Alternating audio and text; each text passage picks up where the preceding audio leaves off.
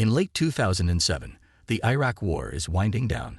President Bush has declared victory, and rebuilding operations are in effect. Sergeant Matthews and his spotter, Sergeant Isaac, are sent to a pipeline construction in the middle of the Iraqi desert. All the Americans working at the site have been killed, so now it is their mission to find a culprit before they send new builders. The soldiers hide behind a bunch of bushes and stones to watch the location under the melting sun, and 20 hours pass without anything happening. Matthew begins growing impatient and starts to think there are no Iraqi soldiers left, and considering the scattered bodies, the site must have been attacked by a team that left after completing their mission. Isaac points out there are no signs indicating a big group moving around here, and points out that because all the workers were killed by headshots, this could have been done by the legendary professional Iraqi sniper known as Juba. However, Matthews thinks it is impossible for anyone to kill this number of people in less than 30 seconds. Eventually, Matthews finally gets tired of waiting and goes down to take a closer look at the location after asking Isaac to cover for him. Isaac explains his scope is becoming unclear, and Matthews teases him for not changing it sooner,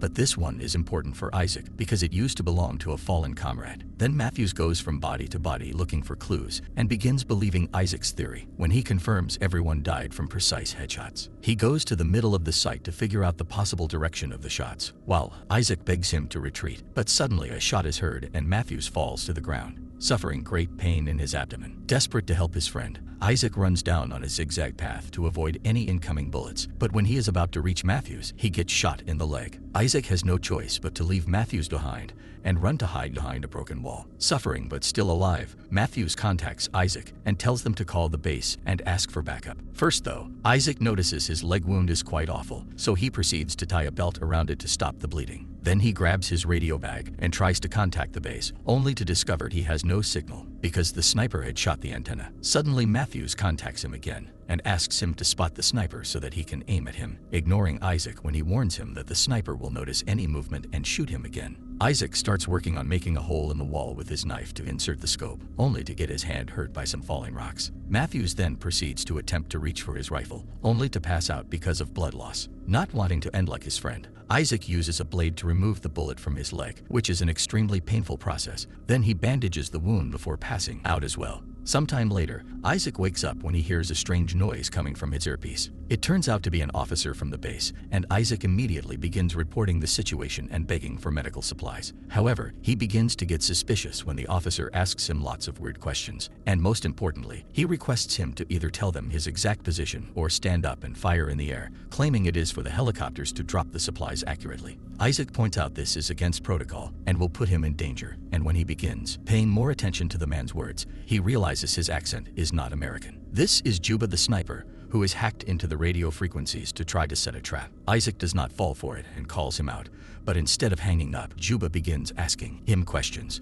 claiming he wants to know Isaac better. Isaac tries the radio again, but it is still not working. Juba insists on making his silly questions, and when Isaac refuses to chat back, Juba threatens with shooting Matthews again, which is risky because there is a chance he is still alive. Isaac agrees to chat for a while and asks Juba to go first, while he begins drawing a map of the site on the dirt to calculate the bullet trajectory and find the possible location of the sniper. Juba tells him he is just a regular Iraqi citizen that wants to save his country and asks Isaac to tell him about his family, but Isaac points out that it is too personal. Then Isaac makes fun of Juba's reasoning, saying that he is killing the people that are actually trying to develop the country by bringing schools, pipelines, and infrastructures that will boost the local economy. This makes Juba laugh, and he explains that the money made here will be sent back to the USA later. As time passes, Juba keeps asking questions, but Isaac continues to refuse to say anything personal about himself, making Juba threaten to shoot Matthews again. However, Isaac does not believe him anymore. To prove he is dangerous, Juba tells Isaac the name of the previous owner of the scope and that he is dead, quoting Matthews' earlier teasing. This means Juba has been listening to their conversations since they arrived. Using his scope, Isaac notices one of the dead men has a radio with them, and he drags his body to the edge of the wall, but not even using a piece of wood he would be able to reach it without exposing himself. Next,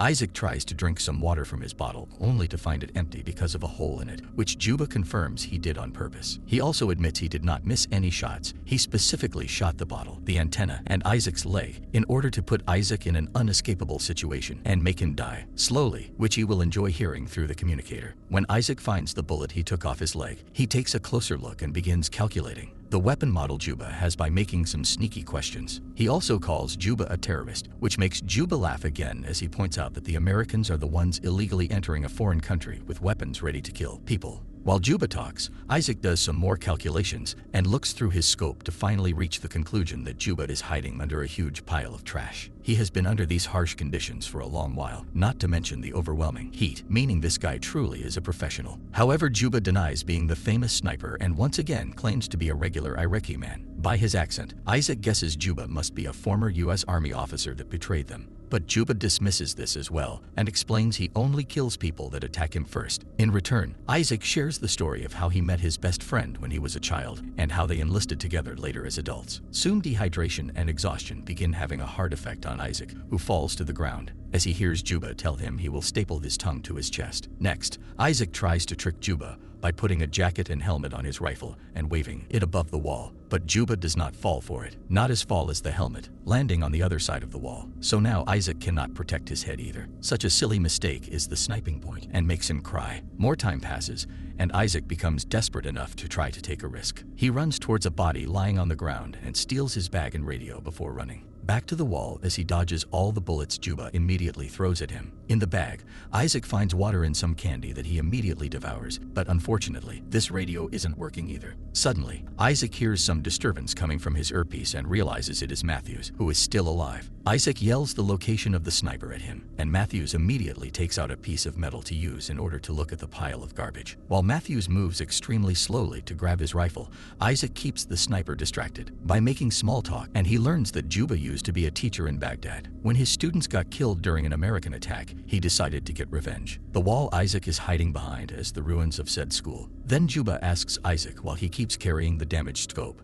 but since Isaac refuses to answer, Juba threatens to shoot Matthews again. Desperate to save him, Isaac confesses that he keeps the scope in memory of his old friend, who died because of a mistake Isaac made, and he still feels guilty. In the meantime, Matthews places his rifle and blindly aims at the pile of trash, shooting at all the bullets he has as Isaac shoots as well to pretend the noise comes from him. When Matthews is about to reload his gun, Juba suddenly shoots him back, hitting him right on the shoulder. Isaac asks Matthews to crawl toward him to find safety behind the wall, but unfortunately, when Isaac goes close to the edge to help, Juba shoots Matthews in the head. Isaac has to watch him die and finally snaps right into a breakdown, saying he wants to go home. Juba informs Isaac that if he really wants to leave, then he will not shoot him, but Isaac is skeptical. Later, Juba asks Isaac why he is still there despite the war being already over. Isaac pauses for a moment before replying he is there because it was actually he who killed his old friend. It turns out he accidentally shot his previous sniper partner while trying to kill an enemy, and Isaac has been lying to everyone, saying his friend had been killed by the bad guys. Suddenly, Isaac hears some noise coming out of the radio and rushes to check the signal, being happy to hear conversations going on.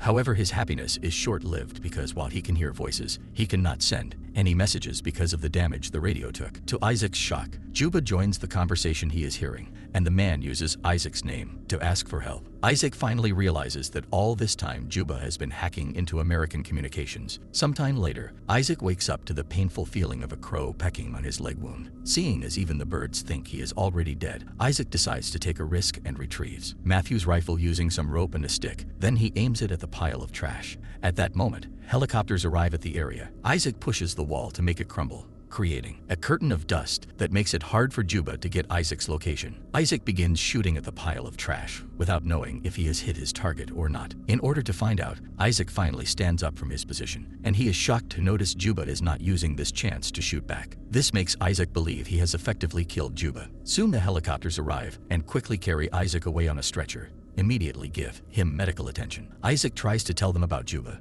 but he cannot be heard because of the noise from the helicopters taking off. Suddenly, Juba starts shooting at them, killing the medical soldiers one by one before hitting the pilot as well. The helicopter quickly goes down and crashes on the ground.